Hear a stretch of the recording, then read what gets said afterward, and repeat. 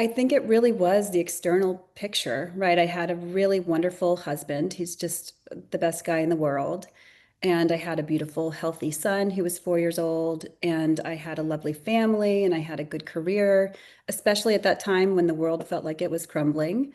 I had so much to be grateful for. And to me, the messaging was that you should be grateful. And so I didn't feel the freedom to feel the pain that I did actually have underneath all of that. And so this voice kind of pierced through that external, picture to say, no, this is not the life that you're meant for. And you shouldn't be grateful for this. There's more for you to uncover here.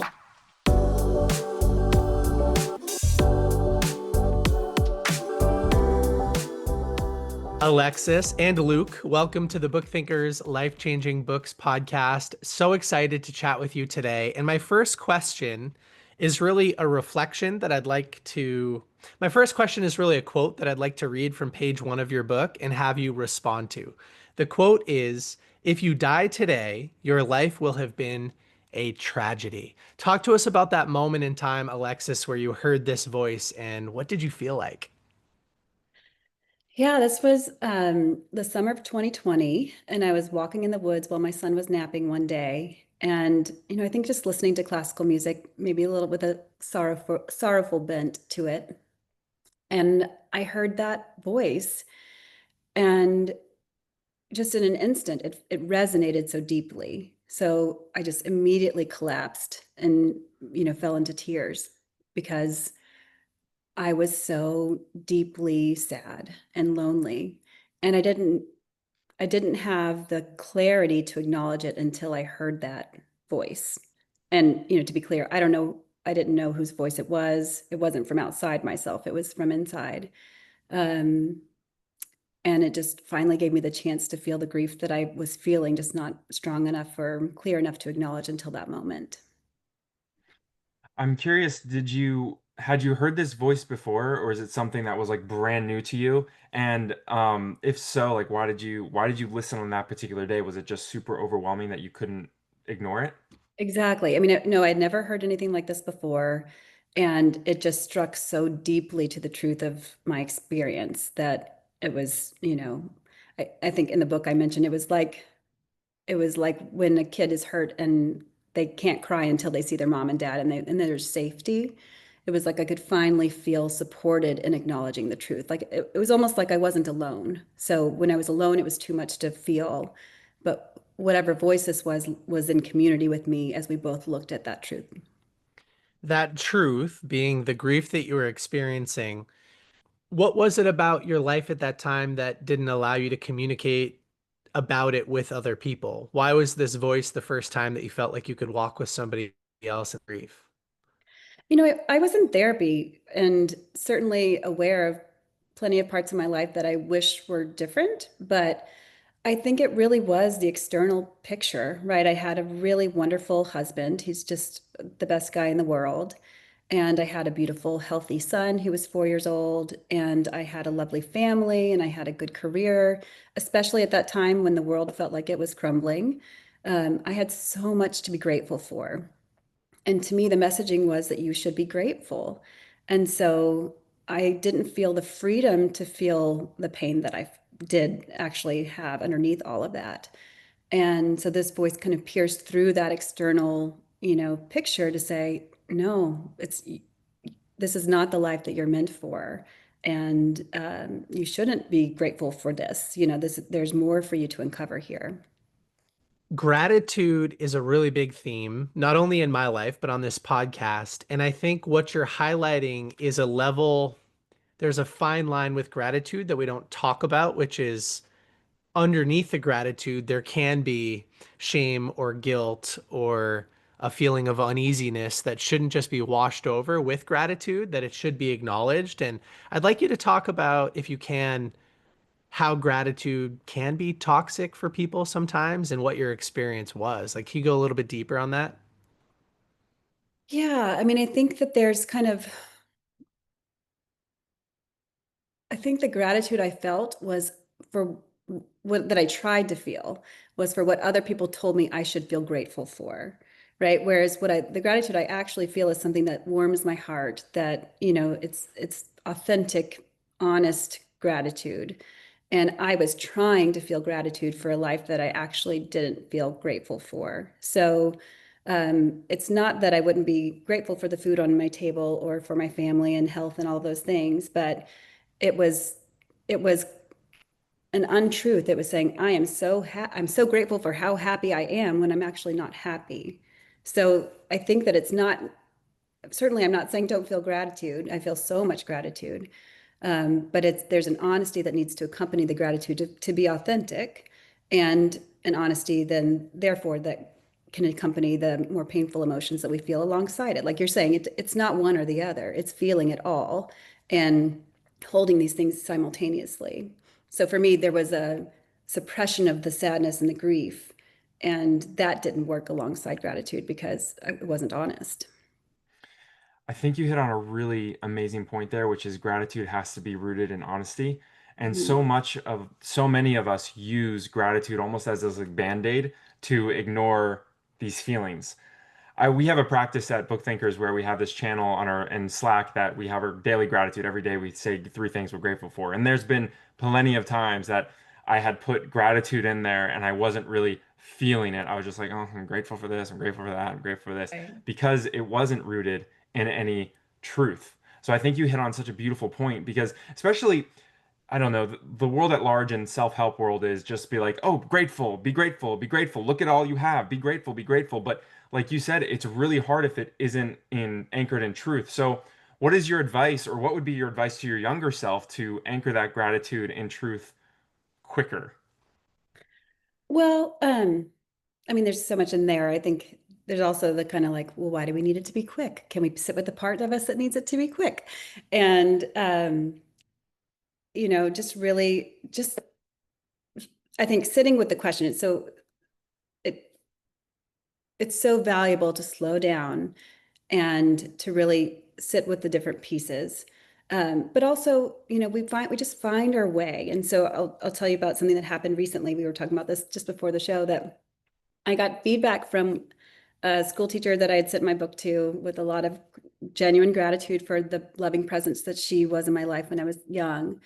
And it was a sweet reconnection. And she sent a lot of lovely feedback about the book, but she also told me that I should not curse because I'm better than that.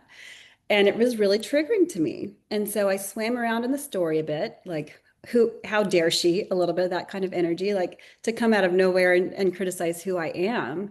And, but then I found my way pretty quickly to a loving place where I'm judging her, she's judging me, and I can have compassion for both of us carrying that judgment, because the judgment is not a loving, like, beautiful experience. It doesn't feel good to carry judgment. So I came to a place of acceptance of both her and me for the feelings that we had. But I was still pissed. So I jumped too quick to the loving acceptance place. And I had to go back and say, okay, I'm not hearing a part of me. How can I slow down? So I kind of I was writing notes to my part to say, hey, can you tell me more about, like, why is this so triggering for you? And I had this huge revelation that this part felt humiliated. We haven't talked about the underlying trauma for me, but the my mom was a drug addict and ultimately died when I was 12. And this part felt so exposed to the whole world that my mother didn't love me enough to stay. And she was humiliated by this. And I didn't know this. This was because that was too much to carry, right? So I buried that so deeply.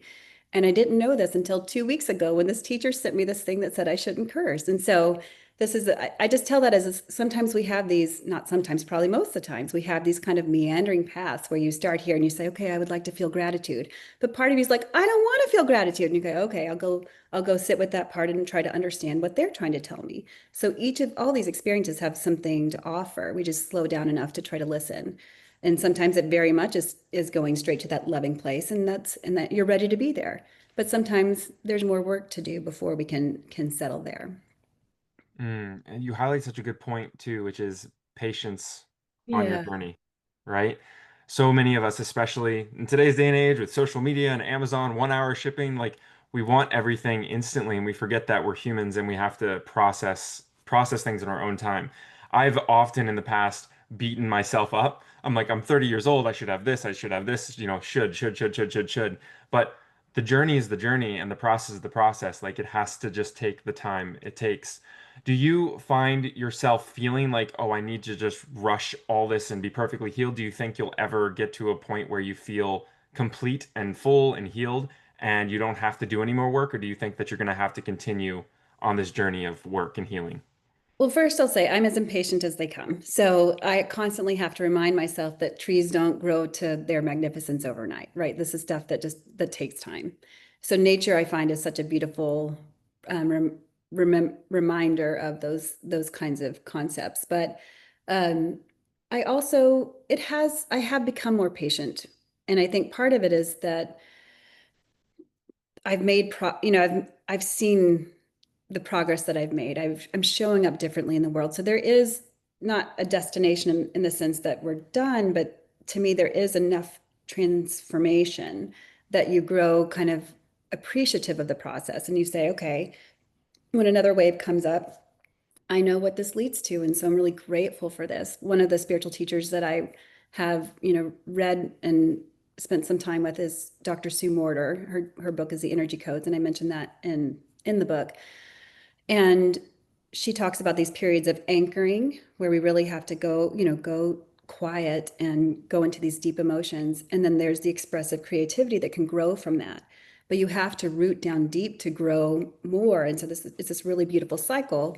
And so now when I go into a period of anchoring, I go, okay, this is where I'm caring for the land, right? This is where I'm planting the seeds and the roots are growing more deeply. And then by the end of it, I get pretty impatient. I'm like, are we done with the anchoring yet? So, and then I can notice that as a part and say, oh, I hear you. I know you are really ready to be past this. So for me, there's kind of, again, there's all of it. But I will mention too, David Hawkins in Letting Go, he mentions that it is kind of a volume thing that if you've repressed a lot of emotions, you're going to have a lot of emotions that will need to come out. And so there you go. So the more you have repressed, the more volume you probably actually will need to work through. And anyway, I could talk for all of this about all this for a million hours, but I'll let you guys Yeah, respond.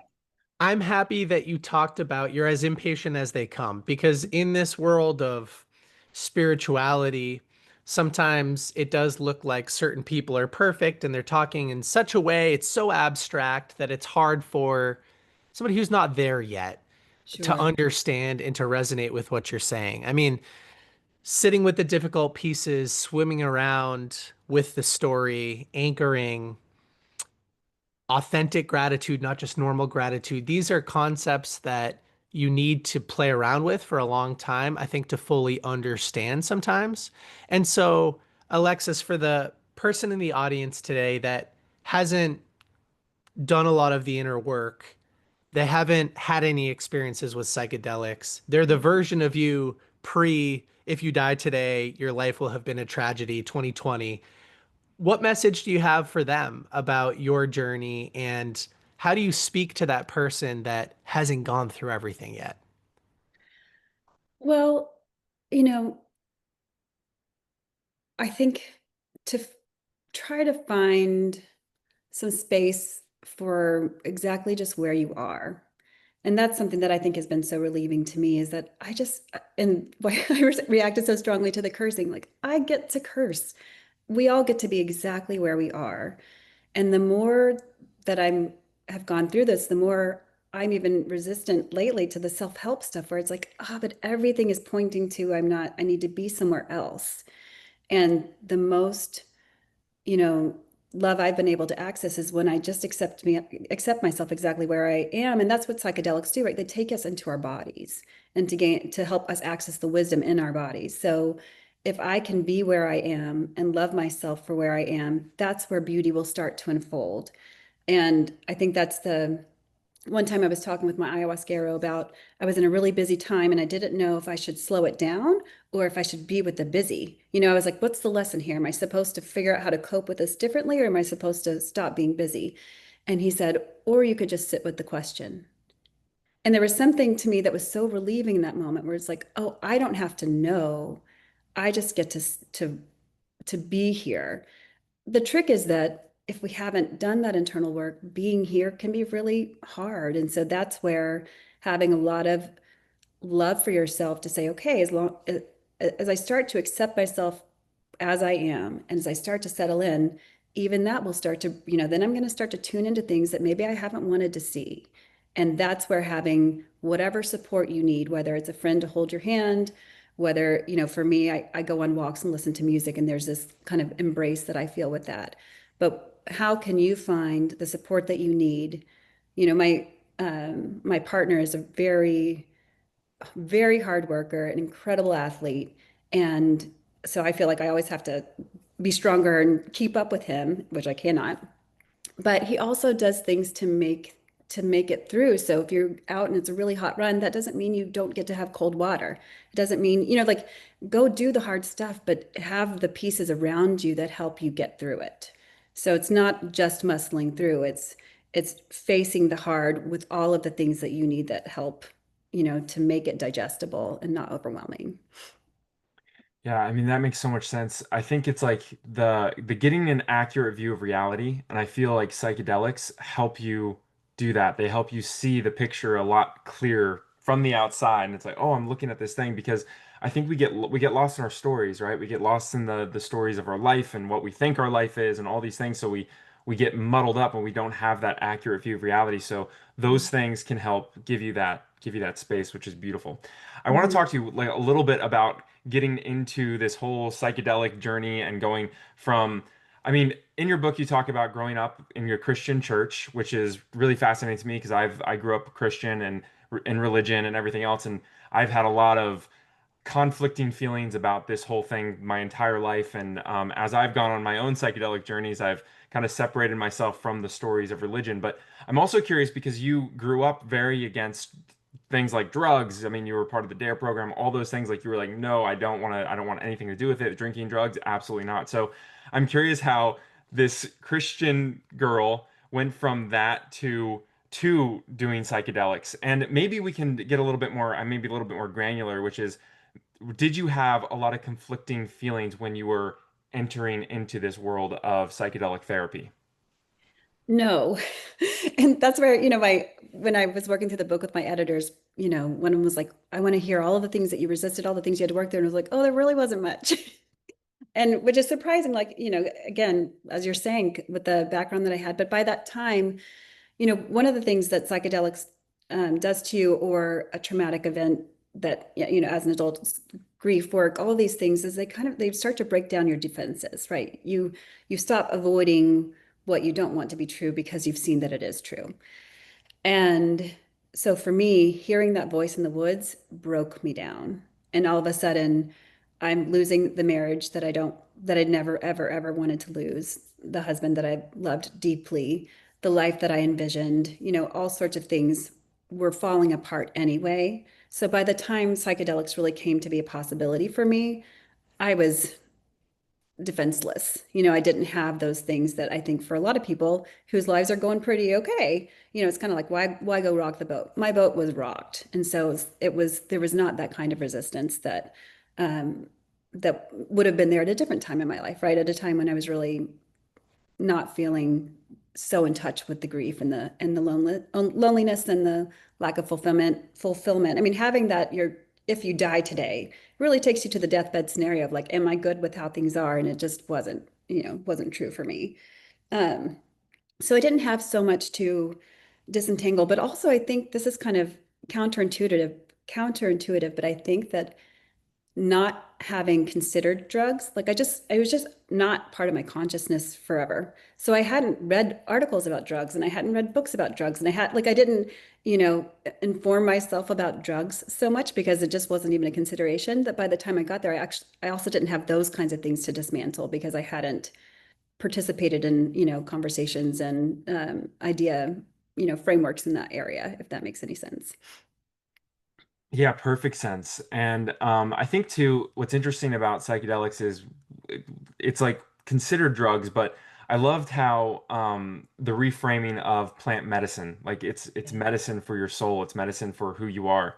It's interesting because I actually went to an ayahuasca ceremony pretty recently, and when I came into this, we had a temple in this room, and I was scared out of my mind because it Yeah. was like the opposite of everything that I grew up learning. And it was like, wow, I'm not supposed to be here. What have I done? Why am I here? Like I'm in this place and there's a shaman with he had this wolf costume on, and I was like, what am I doing right now? But Mhm. as you go on these journeys, you realize, oh wow, there's these things that we have a lot of fears around, or we have all these preconceived notions, are so different once you actually experience them.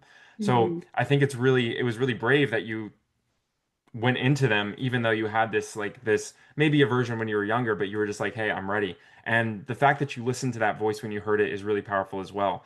What is some advice maybe that you could give some people for that are maybe in a similar place where their life is seemingly perfect, or that looks perfect on the outside, but deep inside they just have this feeling that there's more? What would you tell them? Like, where do they start? Where do they begin? Um, so I don't love to give advice because I just so honor everyone's experience to be so unique. But I think if someone's really starting from scratch, I mean, journaling was a very important part of my time, just I think journaling, and if people haven't learned about internal family systems where we have these different parts of ourselves, because I think for a while it was kind of like there's the hurt part of me and there's the happy part of me. Like there's these kind of two pieces. And what I've found is for me, it's so much more nuanced where there's lots and lots of different parts. And they might be opposed, like when we're really struggling with something, it can be like, oh, what's wrong with me? And when you get down to a deeper level, it's like, oh, I've got this part that was really scared because of this experience I had when I was 8, and I have this part that's really, frustrated because of experience I had when I was 10, and they're both needing something. So to try to quiet and slow down. I mean, that's one thing that I've done. I've not been doing medicine work this year, or sorry, I have done medicine work this year, but the last time I went, the medicine told me that I didn't need to come back. And I don't know if that's forever. I was very sad to get that message because I really am so grateful for these experiences, but I've been trying to see what can I do in my life as just a human with no help from these celestial medicines. How can I access this? And so what I do is, because leading up to ayahuasca, your diet changes. Your diet gets quiet. It's partly so that you can, make sure there's no bad interactions with the medicine, but partly just to take the flavors out and start to slow that down, quiet that down. And I'll stop watching any shows, or listening to podcasts even, in just no outside noise. And try to limit my time with other people. So what I've done is I've tried to basically mimic that without the medicine. So I'll take a week that I can make as quiet as I can, and then that gives these parts a chance. They're going to start talking to you, and it's not going to be fun because you're going to be like, but I want to have that, sugary thing, or I want to watch a show. And what I've learned, I read Healing the Fragmented Selves Healing the Fragmented Selves of Trauma Survivors by Janina Fisher. And she talks about how our coping mechanisms are so quick that you don't even know what you're trying to avoid because they're like, we're not going to even make you worry about it. So you immediately turn on that show, or you immediately grab that something to eat or whatever it is. And so when you slow down and you take those coping mechanisms off the table, then your parts are going to get a chance to start to get through to you. And again, this is a time where it's like they'll have something to say, and there's a reason why we avoid it because it's painful. So having adequate support, whatever you need to do that, but to slow down, journal, quiet your life enough to start to hear some of these voices is what I would say.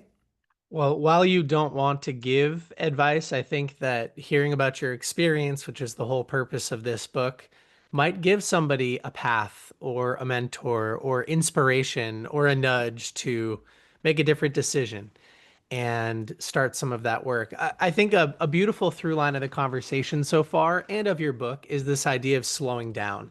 I have Mhm. a tattoo on my left wrist in ancient Greek. It's an ancient Greek word. It says ataraxia, which can translate to stillness or slowing down. And I try to use this tattoo if I ever feel a negative emotional response to something. I can look at the tattoo and slow down and focus on my breath so that I don't default to one of those other coping mechanisms that you talk about or respond in a negative way. And in this spirit of slowing down, I also wanted to share that I've been doing a lot of fasting over the last couple of years. I try to do one 72-hour fast, water only for 3 days every month, so that my body can point out the things that I need to pay attention to and I could check those vices at the door. Is that something you've experimented with, Alexis? A little bit. I haven't done it as much as you have, but I've found it to be really meaningful, both in the quiet and letting things come up that I wouldn't have heard, but also, so much of my book too, I think, is touching on when I wasn't trying these things, when I was avoiding my fear and my pain, I internalized that as I am weak. And so when I've done fasting, when I've done some of these things, it helps me understand, oh, I've got more, I can get through this, right? So facing your pain, facing your fears, taking bold action, stepping outside your comfort zone, all of these things to me help me see, oh, I am stronger than I thought I was. And that's a really amazing feeling after feeling victim for my whole life, right? To understand how much power I have to affect my life, to change my situation. And so anyway, that I just mentioned that as kind of a side note of fasting, where it's helped me realize other times to be like, oh, I'm hungry, and kind of the scarcity mindset. I might die if I don't get food right away. And now it's like, no, I'm good. Like I know that I can handle so much more than I thought I could before. So I don't know if that's ever been a part of fasting and some of these more difficult practices for you, but that was a side effect for me. Hmm. Yeah, it is. It has been. For somebody in the audience who is listening to today's conversation or watching it and they say, I would love to experience a lot of this inner work. Hmm. But the minute they shut this podcast off, they're sucked back into the chaos of social media and divisive news Yeah. and toxic relationship that's hanging on by a thread. But it's not bad enough to leave, so they're still tolerating it and they don't love their work. It's just the average American experience, really. How, what is, and advice is the wrong word, but maybe you can invite somebody. What is an action that somebody can participate in over the next couple of days when things do slow down and they have a chance to bring more awareness to the present moment? Because I do think it's just tough to fight against all of the inputs that we have and slow things down. Yeah, I mean, I think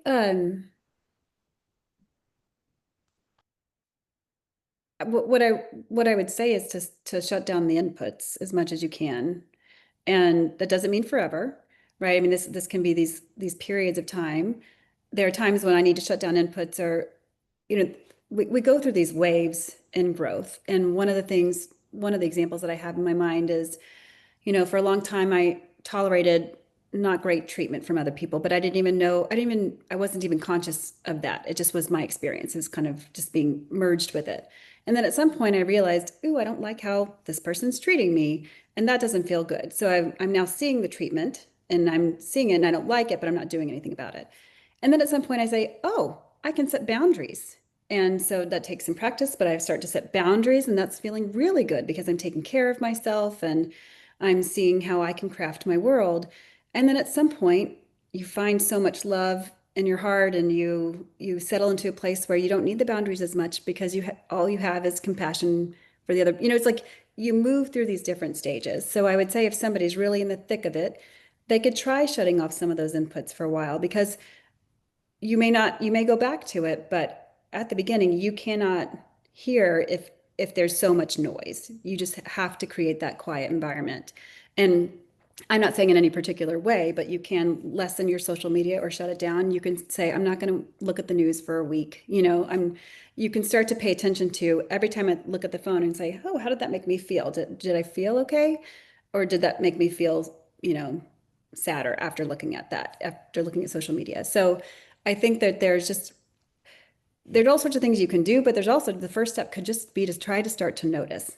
How did I feel after that conversation in that toxic relationship? How did I feel after I tried this new thing? How did I feel after I watched the news? How did I feel after I checked my Instagram? And so maybe I guess I would slow down and say noticing is the first step, and that would be a lovely first step. Just to start to say, oh, I'm watching this. And that will start to feel good to these parts who feel completely, ignored because we don't even know they're there because we're so overwhelmed by the world. Yeah, it's so easy. I noticed when I did the dieta before ayahuasca, it was I realized like one of the things that I was very much very addicted to, which is caffeine. And it's something like so simple. And I always like the story was like, oh, I'm not addicted, it's not that big of a deal. Like I can go without it. And then you stop for 2 days, you get the splitting headaches, and you realize I really need this thing. But when you sit with it, when you notice, you're like, well, why do I feel like I need this? What am I avoiding? You sit just for 10, it doesn't have to be long, but 2 minutes with that feeling of why do I feel like I'm doing this? I'm avoiding something. Well, I'm avoiding this headache or I'm avoiding that. And then it just goes deeper. Why? And you just get deeper and deeper. So I think it's such a beautiful point just to pause and notice. And it doesn't take much. Like, I think often we think that we have to have this huge meditation practice or we have to go into this all of a sudden change everything. And like, it's like running, we think that if we want to be a runner, we have to go out run 5 miles. But it's like, no, you have to just start with half a mile. Start with half a mile, go slow, and then build upon that. And it's the same with this stuff, I believe. With healing, it's just take those moments. And that's such beautiful advice. Just stop with the scrolling just for a little bit. Notice how you feel. So I really love that you highlight that. And I think your story is such a powerful and poignant reminder of that because you had many moments that you kind of went back and then came back to the healing and then went back and oh, why is this bothering me? What Mhm. has been, I guess, the biggest change? What has been like the biggest change between you when you started this journey and you now? And I'm sure there's a lot of things, but what is like maybe one or two things? I want to answer that, but can I go back to one thing just from the last Please do. piece, which is just that, you know, I always really didn't get meditation. I was really annoyed by spirituality. Like I don't come from a spirituality background, and so I always felt like I was doing it wrong. And so when I, if I feel like the old me would be really annoyed with the me that just talked because it's like, okay, that's easy for you to say a little bit, So I think the other piece I just kind of going back to the acceptance of like if I'm saying if we want to try turning off social media, but there's a part of us that says, no, I don't want to, then you can say, oh, I totally hear that you don't want to. Like that alone, that's the work, right? Is saying, there's a part of you that's like really maybe underneath all that is really scared about being disconnected from family and friends. Like there's what it's not the shutting it down and then is this separate process. Then you'll start listening to the parts. Your parts are going to start talking to you every step of the way. And every step of the way you get to say, I totally get it. Like that makes so much sense. I really honor that, right? Like it is every step you have the chance to see what your reaction is. And it can be a pissed reaction and you say, yes, that's the reaction, right? That's where we are. I totally get it. I'm sorry I didn't see that before. Whatever it is, this every moment our parts will give us a chance to get to know them more if we're willing to hear them out. And so it actually feels quite good because it's not I should be more spiritual or more whatever than I am. It's I get to be exactly where I am and we get to say yes you do. And that feels to me that felt so relieving that I wasn't this outcast who couldn't figure this out. It's like no, I'm exactly where I should be. Isn't that incredible? That feels so good. So the biggest change from before to now, oh goodness. Um, I mean, that's a big question. Uh, And if you don't have an answer, that's okay too. Like, it is a big question. I like, you know, I started this healing journey a long time ago, and I always had this idea in my head that I would reach this pinnacle of, oh, I'm going to be this perfect enlightened being or whatever, or perfectly happy all the time. And it's really interesting because for me, it's been this experience of, oh, you know what? The biggest change is I get a little bit better at being a little bit more compassionate with myself and loving to myself. yeah. And that excels other areas of my life. It's like I was sitting in traffic the other day in my car, and this is a common experience, but I literally had like this visceral reaction to this. And I've never really sat with it. I've gotten better at being patient in the car, but I've never really sat with the feeling. Reading through your book literally has helped me do this, by the way.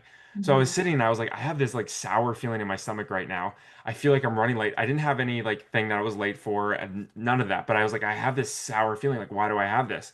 And I Mhm. just sat with it. I was sitting at a light. I just closed my eyes for like 2 seconds. And then I started to cry. And I was like, why am I crying about this? This is insane. But literally, and then it's crazy, but on this drive, I literally was just like crying and screaming a little bit about this feeling that I had. And then when I got back home, I was journaling about it. But it opened the difference between me before and me now is that just like I'm recognizing, noticing these feelings and then exploring them a little bit. It's like, oh, why do I feel that way? Why do I have this sour feeling when I'm sitting in traffic? And there's Yeah. nothing wrong right now in my life. I'm not in a rush for anything, but I feel rushed. So why is that there? So anyway, that's just my personal experience with these things. And I loved how your book, I said this before we hit record, but your book really helped me see different areas of my life like that I was like, oh man, I'm really reacting here. And it's encouraged me in a big way to just sit with those emotions. So I thank you for that. Thank you for Yeah, that gift. I'm so glad. Well, I mean, I feel like I just continue to go into new phases where you're like, oh, now, like again, is the work ever done?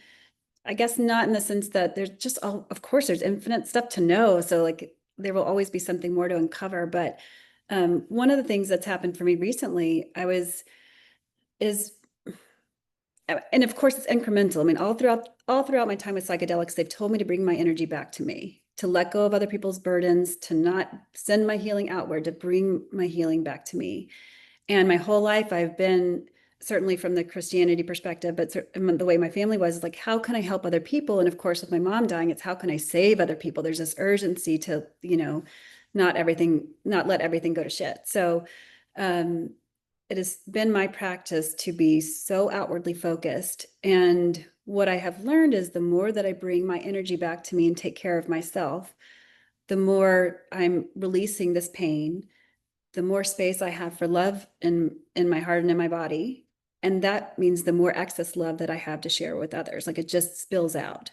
And what I would do before is I would help others because I was scared or sad. Like I would help others out of my pain. And now I'm helping others out of just from a loving place. It's a very different way to serve. Um, and I've just seen in social circumstances where before I'd go and I'd be talking to someone and I felt like I had to hold their burdens and then they're knotted up wherever they are and I'm knotted up. And I've very recently had more of the experience of, oh, I don't have to hold that. And then what happens just naturally is that I'm present and loving and just kind of peaceful. And that's a gift to me, certainly, and it's a gift to them. Whereas before I couldn't give them anything because I was so knotted up by what I perceived to be their pain. So that's something that's opened up more recently for me, is just a further shedding of holding other people's stuff, which lets me be more of an empty vessel for love to flow through. So beautiful. And Nick, I'll let you go in a minute, but I just wanted one of my favorite quotes by Ram Dass is I can do nothing. I'm going to mess it up a little bit, but it's like, I can do nothing better for you than work on myself. Mhm. You can do nothing for me but work on yourself. And that always reminds me of this invitation. The more I work on myself, the more love I give myself, the more I can give that to others because it's coming from a full place and not an empty place. Right. Sorry, Nick, but That's a beautiful takeaway. And I think we talked a little bit about is the journey over. Alexis, you said you were told, hey, you know, you were told sort of you don't need to come back to me anymore. And Luke and I talk about psychedelics and healing and personal development all of the time. And there's a metaphor that I stumbled across recently. It was on a podcast, and the host was talking through a biblical lens, actually. So the metaphor was about the Bible, but I think you could use the same metaphor that I'm about to share with psychedelics or healing. And that's that it operates kind of like a water fountain where each time you walk up to the fountain and you push the little button, there will be more water to consume, but you can fill yourself up and you can go about your day and you can come back and access that water fountain again whenever you feel like you need to.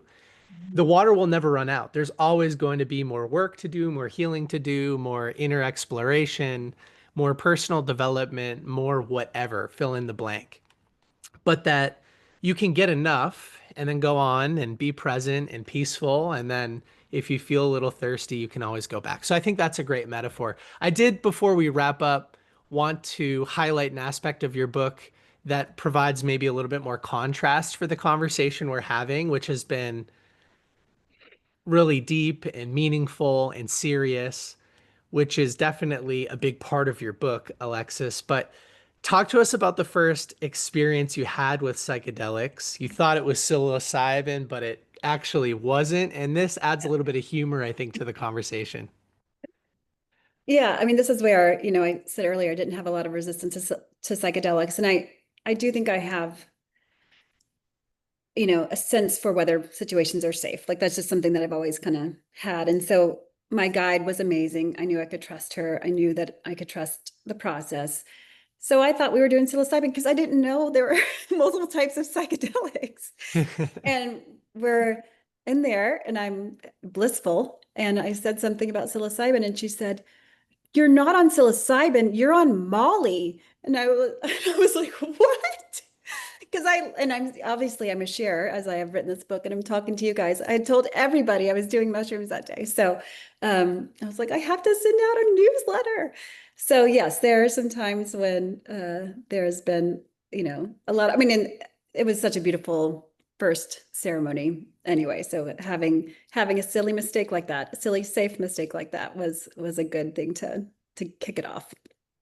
Yeah, I came from a very similar situation where when I was growing up, the idea of doing drugs or plant medicine in any capacity was just not even on my radar. And so Mhm. I made a silly, unsafe mistake with my first experience, which was I was 21 years old and I had done a little bit of research on psilocybin because I was following Tim Ferriss at the time and I was falling in love with a lot of his teachings. And he talked about being a guinea pig and just experiencing all of what life has to offer. And so I had a friend in the office at the company I used to work for who just said, "Yeah, I can get mushrooms." And he hadn't done them in like 20 years.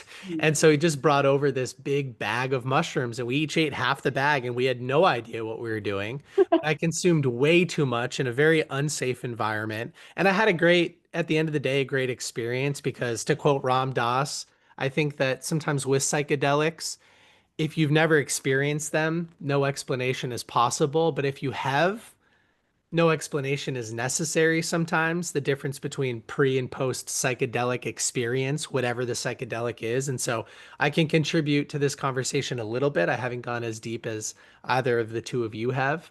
But there can be humorous moments during this healing journey or during this inner self exploration and discovery. And I think that's an important component to add to this conversation too.